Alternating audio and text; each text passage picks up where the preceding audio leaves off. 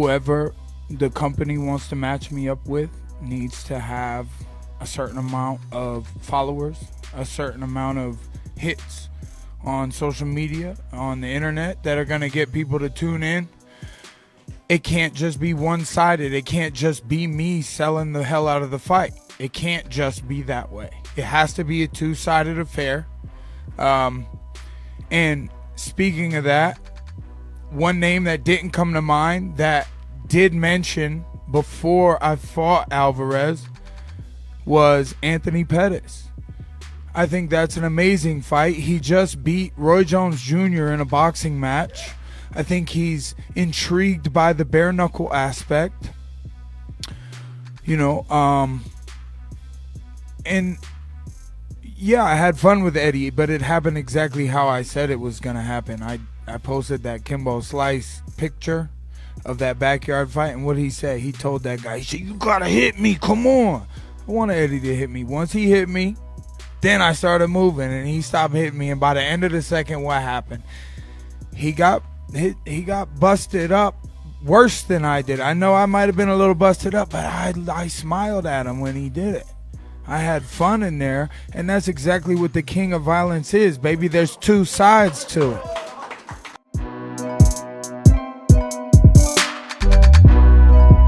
I remember maybe midway through the second, I felt my eyes shutting and closing up on me, and then when I sat down, I went to open my mouth a little bit, and I think my orbitals might be smashed up a little. I can't see it, and with a guy like Mike, I think I was doing well when I was moving and plotting, and then I started getting into a firefight with him, and that's just not something you do with Mike Perry. It's kind of foolish. I need to watch the tape, because without watching the tape, I won't quite know what went on. But he won. I mean, that's the most I can say is Mike did well.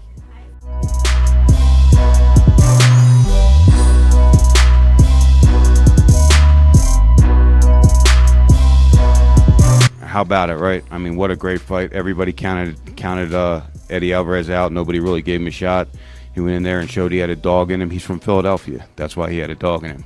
But he fought great.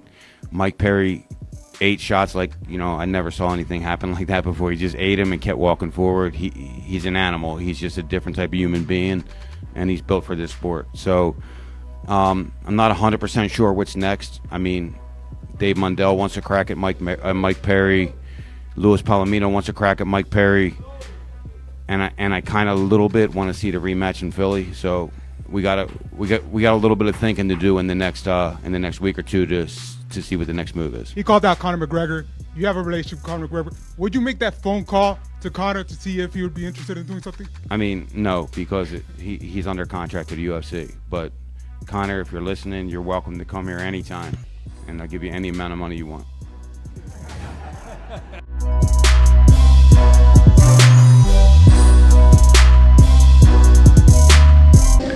When you fight, when somebody wants to fight, then we fight.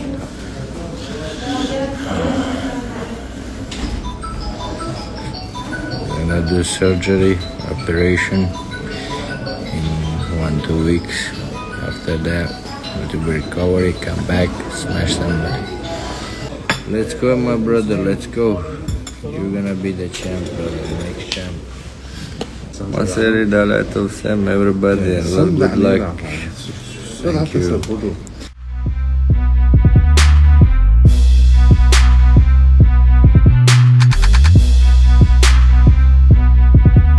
What do you think about that stoppage, man? Because it seemed like the referee just let a few too many shots go on there when Bobby was clearly out of the fight.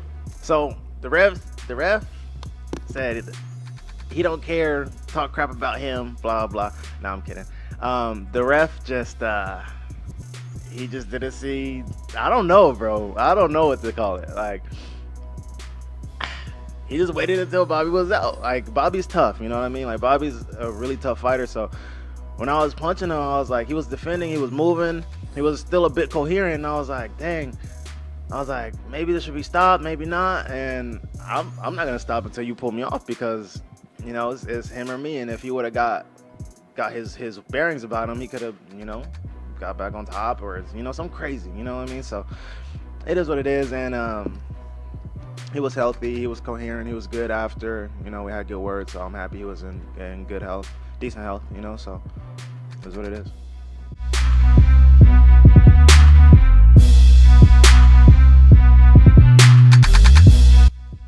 And I like that he's a southpaw. But Man. a lot Southpaws of are tough to fight. yeah, a lot of unusual style. Oh! Whoa! Damn! Oh wow, he didn't let me finish talking. And that's like Umar versus Raoni Barcelos. He threw like a fake knee and then threw a hook off of it. And exactly the same punch combination he caught him with. That was filth.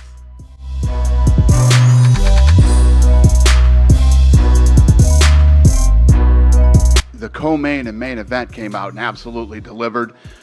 And, you know, you don't see people do that to Bobby Green either. And, yeah, incredible. I mean, it's amazing.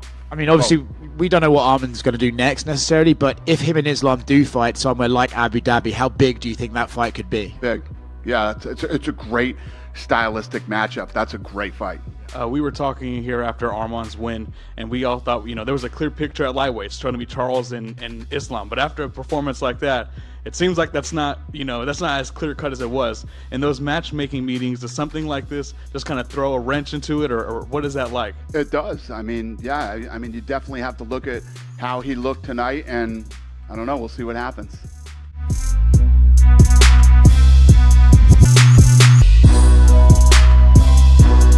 This week we saw Bobby Green and Arman kind of get into it in the hallway of the hotel.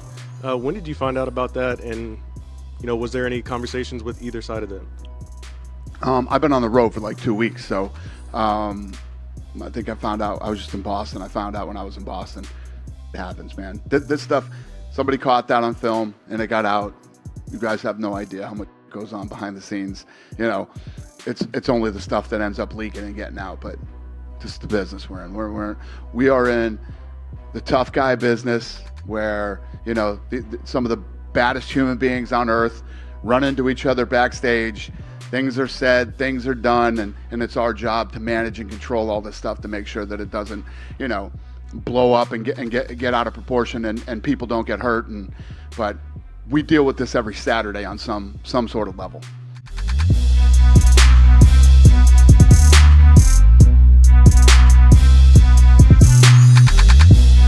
I want to ask you about something that happened before the fight. You and Bobby Green got into it in the hallway. What was the start of that, and how did that whole confrontation start from your end?